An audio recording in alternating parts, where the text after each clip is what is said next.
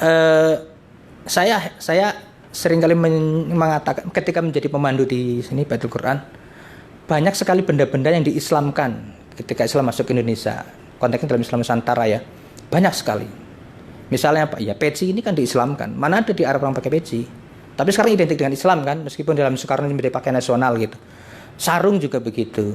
Apa ada gitu sarung dalam hadis Quran? Kan nggak ada. Adanya menutup aurat, tapi itu sekarang identik dengan Islam. Artinya sarung itu diislamkan. Gentong juga begitu. Gentong kalau kita tahu dulu di kampung kan buat tempat air untuk memasak kan. Gitu kan, di dapur ya.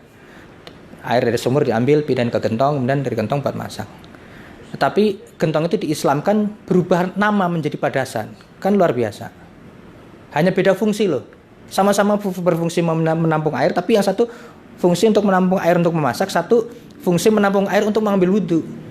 Beda fungsi. Jadi masuk Islam lah gentong itu. Ada lagi yang luar biasa yang diislamkan di Nusantara itu apa? Bakyak coba. Bakyak masuk Islam di Indonesia itu. Keren banget kan. Sekarang kalau kita ke masjid-masjid di mall atau di kantor itu, yang kita temukan malah bakyak daripada sandal jepit kan. Pernah nggak? Ya saya pernah sering menemukan di kantor, di mall gitu kan, di hotel ada sandal bakyak. Kenapa harus bakyak? Kenapa nggak sandal jepit saja sih gitu? Kan seolah bakyak itu identik gitu loh. Jadi bakyak itu masuk musala, jadilah masuk Islam tuh bakyak kan gitu. Dalam bahasa saya ya gitu. Ya artinya ini juga begitu, ingin mengislamkan gentong menjadi padasan lah gitu. Jadi setelah masuk Islam jadi padasan gentong itu. Jadilah ini. Nah, bawahnya itu hanya berfungsi hiasan saja menurut saya, tapi juga sekaligus simbol identitas budaya masyarakat Cirebon. Muncullah padasan Paksi Nagaliman. Ini binatang mitos sebetulnya kan di keraton. Ini ceritanya panjang kalau menjelaskan Paksi Nagaliman itu maknanya apa. Nah, ini satu lagi sama. Ini dari Cirebon juga, tapi bentuknya buruk. Ini fungsinya padasan juga. Ada di Baitul Quran. Ini diskusinya dengan kurator ketika memajang guci ini juga panjang gitu loh. Orang oh ini nggak boleh terus bilang. Ini kan padasan buat untuk itu. Akhirnya muncul juga. Ada satu lagi yang agak berat untuk ditampilkan di musim Istiqlal Baitul Quran itu gentong padasan, tapi wujudnya bentuknya itu kalamakara itu yang buto gitu kan. Nah mungkin itu karena fungsi gentongnya tidak muncul, akhirnya disimpan di gudang sampai sekarang hanya disimpan saja ya. Ada tiga benda. Oke. Nah ini relief monyet Hanoman adanya di Masjid Mantingan Jepara. Ada yang pernah ke sana? Nah itu, ukir-ukiran Jepara itu kan konon ngambil dari tempelan-tempelan keramik yang ada di dinding Masjid Mantingan itu. Nah, salah satunya ini. Ini artinya kalau ikonoklasme muncul, ini nggak boleh muncul di sana. Tapi ini nyatanya ada. Ya, ada yang pernah ke Masjid Mbah Mutamakin di Pati di Kajen. Wah itu banyak kan? Ya mas ya. Di mihrabnya itu gambar gajah, burung, terus apa gitu. Itu kan fakta gitu. Burung kuntul terus ada gajah ya kalau salah ya. Nah, saya pernah punya fotonya, cuman saya nyari lagi nggak ketemu di mana itu. Pengen saya tampilkan, itu menarik. Lalu di Masjid Rusmi juga ada binatang yang jadi ragam hiasan. Di Masjid Demak ada kura-kura. Terus di pintu lawang geledek itu ada naga. Yang konon itu kan sebenarnya penanggalan ya. Oke. Terus, nah ini mimbar Masjid Tegal Sari Ponorogo. Basmalah ini tapi bentuknya kambing kan. Nah ini salah satu cara gitu ya, ke kreativitas seniman itu begitu. Nggak boleh gambar binatang, kalau dibilang ini bukan binatang, ini kaligrafi kan gitu. Hanya bentuknya kambing. Tapi basmalah ini kan gitu. Jadi debat-debat itu jadi lucu gitu kan.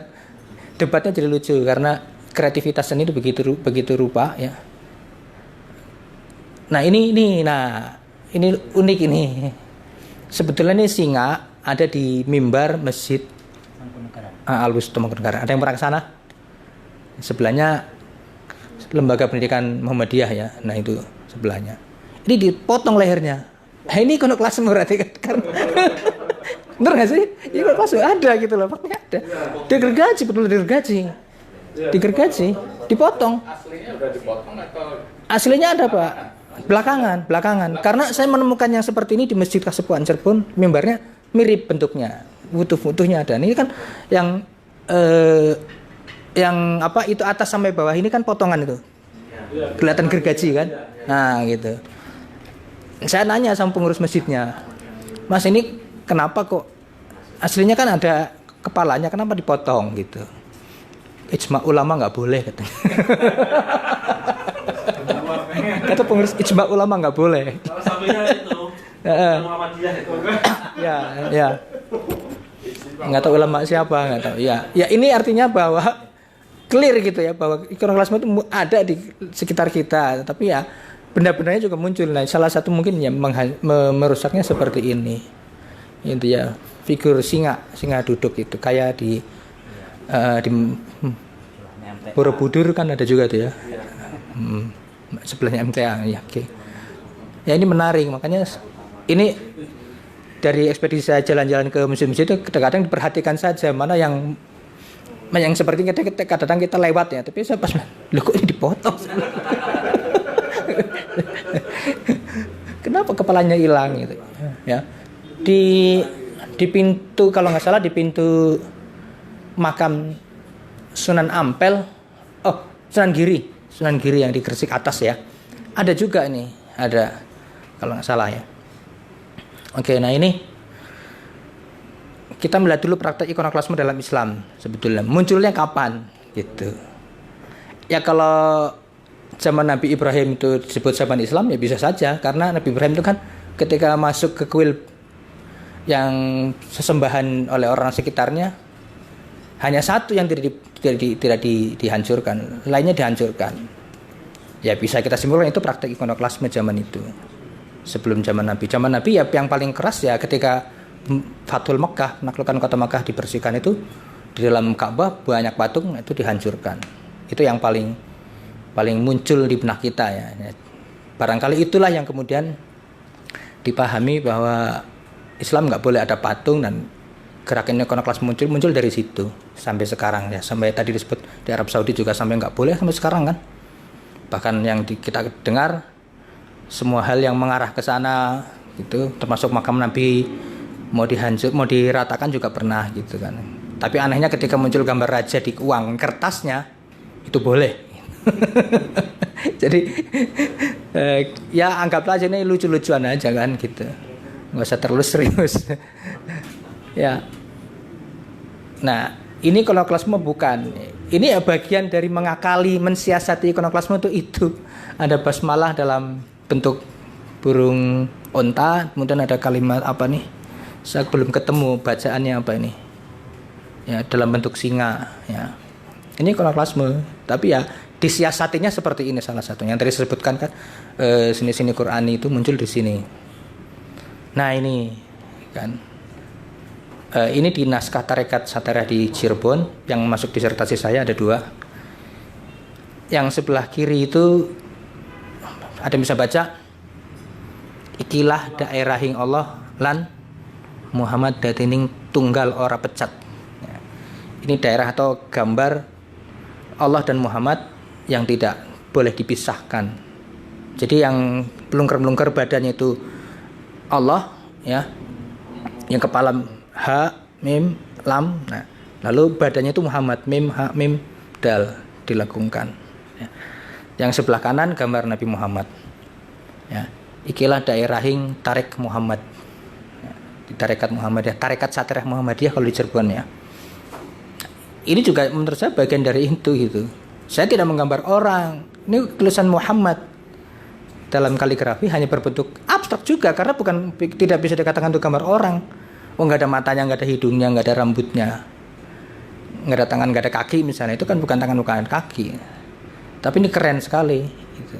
Luar biasa.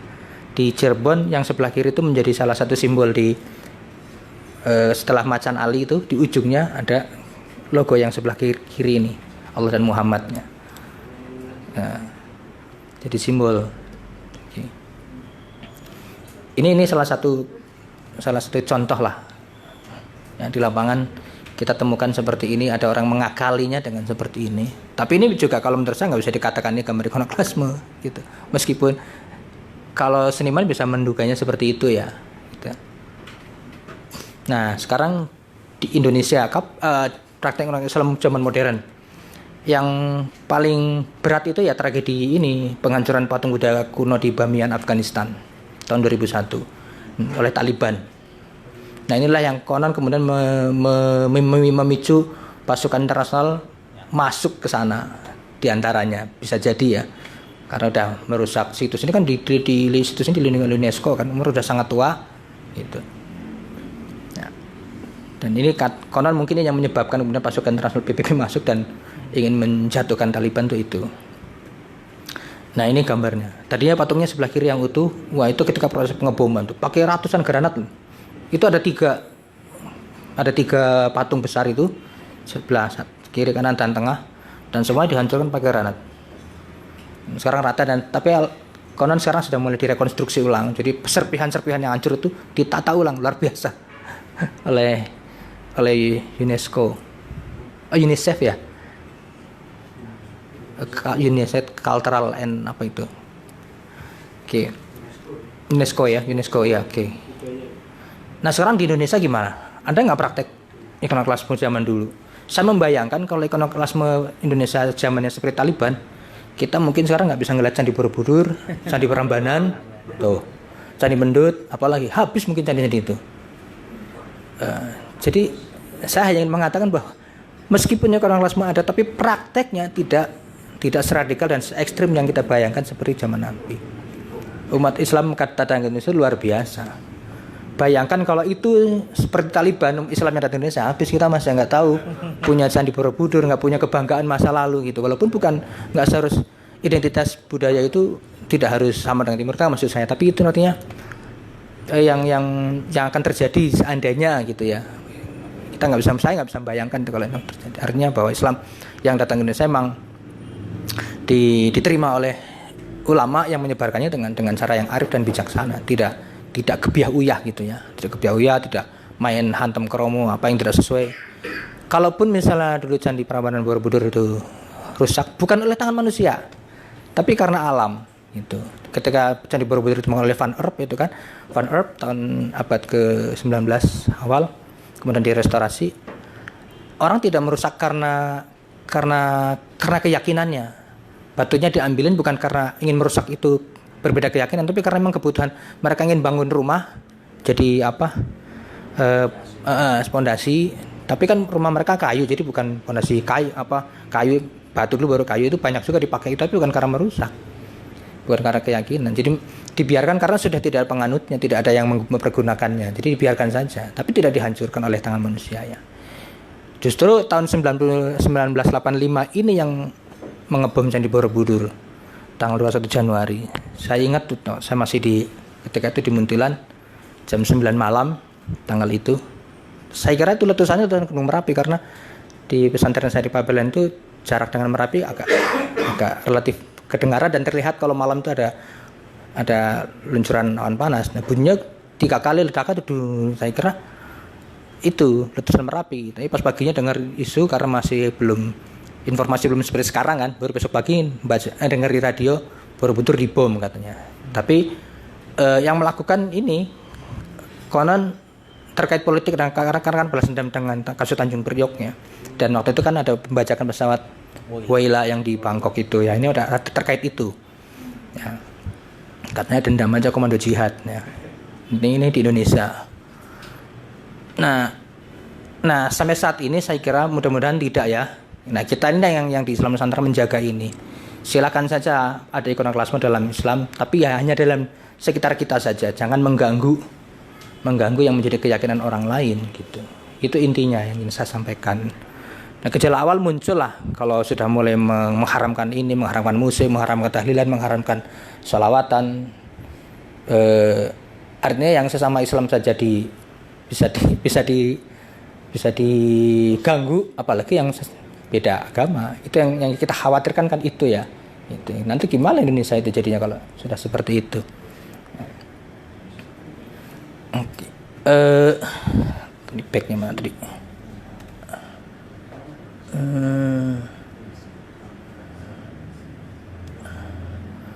Oke.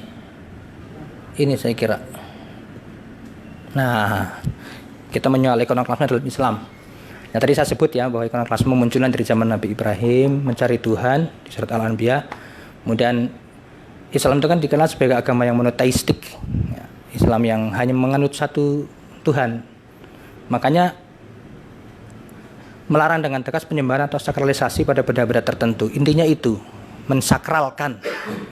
Jadi yang salah bukan bendanya, orangnya. Kenapa disakralkan? Gitu, ya kan? Kalau lah misalnya ada tulisan Allah gitu kan, itu disakralkan boleh nggak sih? Yang sakralkan Allah bukan tulisannya.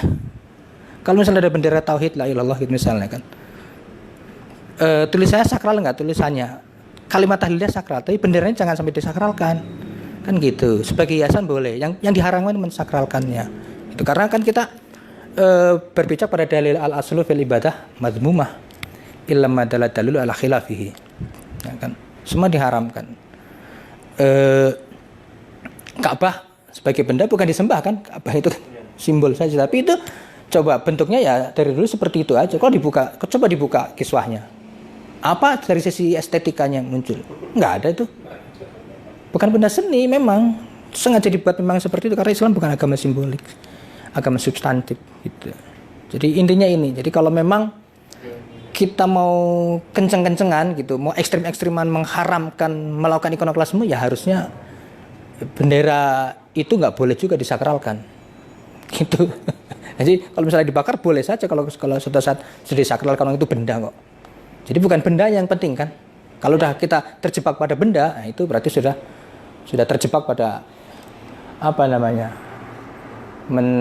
Menduakan Gusti Allah. Bisa jadi kan. Itu karena nggak boleh kita mensakralkan sesuatu selain hanya yang dibolehkan oleh teks Quran dan hadis. Gitu. Oke. Terusnya, nah ini soal sakralisasi dan desakralisasi saya sebut tadi.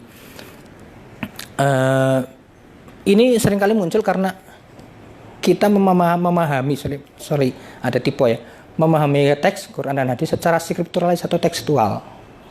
Iya, hanya terjemahan saja yang kita pahami, tidak substansinya gitu. Kalau bilang di hadis kita harus berjenggot, ya jenggotnya, padahal belum tentu itu kan gitu.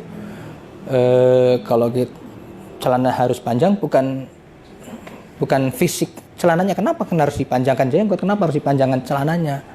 Ada misalnya yang saya tahu gitu, karena ada kesombongan lah gitu kan. Kita pakai baju apa saja kalau niatnya sombong, nggak haram aja. Yang diharapkan bukan bajunya, tapi kesombongannya itu kan gitu. Wala tamsifil ardi maroha gitu kan. Kesombongan itu yang menjadi dalilnya, dalil pegangannya. Jadi motif dibalik teks itu yang harus bisa kita tangkap gitu. Makanya ada asbabun nuzul, ada asbabul wurud gitu.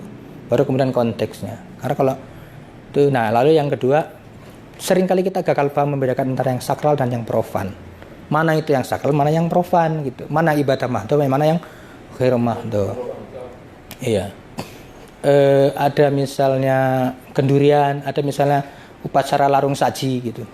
Itu bukan buat kita tahlilan. Itu tahlilannya bukan ritual ibadah mahdoh kan gitu. Maka caranya berbeda-beda, coba gitu kan. Waktunya juga berbeda-beda karena bukan ibadah mahdoh. Bisa siang kalau kita mau tahlilan siang kan, kalau malam habis duhur, habis asar, habis maghrib, habis subuh juga boleh kalau mau kan. Enggak ada ketentuannya. Kalau udah ibadah mahdoh ada ketentuannya waktunya gitu. Syarat rukunnya, kewajibannya harus wudu dulu, macam-macamnya, bacaannya imamnya, terus kemudian urut-urutannya. Ini kan enggak juga gitu. Sekarang malah kalau kita melihat misalnya ada upacara larung sesaji gitu kan. Yang baca doa, ustadz pakai baca doa Islam. Ya kan, gitu. Bahkan di beberapa tempat tertentu kalau kita rasionalisasikan ya, misalnya upacara larung sesaji yang melempar kepala kerbau, kepala sapi ke dalam laut gitu, dan ternyata nanti mendatangkan ikan, itu masuk akal. Kenapa? Karena ketika bangkai itu masuk ke laut mendatangkan plankton, dan plankton itu sumber makanan utama ikan kecil itu jadi sumber makanan utama ikan besar. Nah itu yang akan menjadi kemudian mendatangkan ikan yang lain untuk menjadi sumber penghidupan para nelayan gitu. Kalau nggak percaya coba aja ya, cemplungkan saja gitu bangkai kepala kambing di laut, kita tungguin aja pakai kamera gitu, pasti akan ada plankton pasti, dan itu akan mendatangkan ikan gitu. Jadi rasionalisasi seperti itu. Nah doa-doa yang disampaikan juga sekarang kan banyak kan doa, dan itu kan bukan ritual ibadah mahdoh. Gitu. Itu tradisi saja. Jadi seringkali kita gagal paham karena ini, gagal membedakan mana yang sakral dan yang mana profan, mana ibadah mahdoh dan ghairu mahdoh. Nah, lalu berikutnya benda atau produk budaya tidak beragama. Ya kitalah yang melabelkan agama itu, yang melabelkan itu. Misalnya tiba-tiba di setiap atas masjid itu ada gambar bulan bintang. Maknanya apa sih? Apa hubungannya dengan Islam? Apa ada di Quran hadis bahwa setiap menara masjid harus ada lambang bintang dan bulan? Sekarang malah itu identik dengan Islam. Dari mana itu munculnya? Itu kan sebenarnya lambang bendera Turki Utsmani. Sebelum itu apa? Ada? Enggak ada. Sekarang identik. Enggak ada gitu. Jadi itu, dan sekarang ada orang yang mensakralkan malahan kan. Jangan-jangan mensakralkan lambang bulan bintang itu. Padahal sekarang itu kalau misalnya lambang bulan bintang itu atasnya kan penangkal petir. Gitu. Kenapa nggak tulis simbol Allah saja gitu kan? Nanti dikira Allahnya menangkal petir, padahal secara ilmu memang itu ada penangkal petirnya kan gitu ya. Jadi yang sering salah itu kan itu kita membedakan mana yang sakral dan mana yang profan. Benda itu kan tidak beragama ya. Ya manusia lah yang buat beragama. Jadi ikonoklasme dalam Islam adalah sebenarnya desakralisasi benda budaya. Itu harus kita pahami ya. Desakralisasi. Jadi yang dilarang tuh, yang diharamkan mensakralkannya atau mensucikan dan menyembah benda itu. Gitu. Sepanjang tidak itu menuhankan, itu yang bahaya, menuhankan. Nah, sekarang nggak usah patung gitu kan, apa namanya? Iya keris, itu kan itu bisa menuhankan kan itu intinya ya. Oke.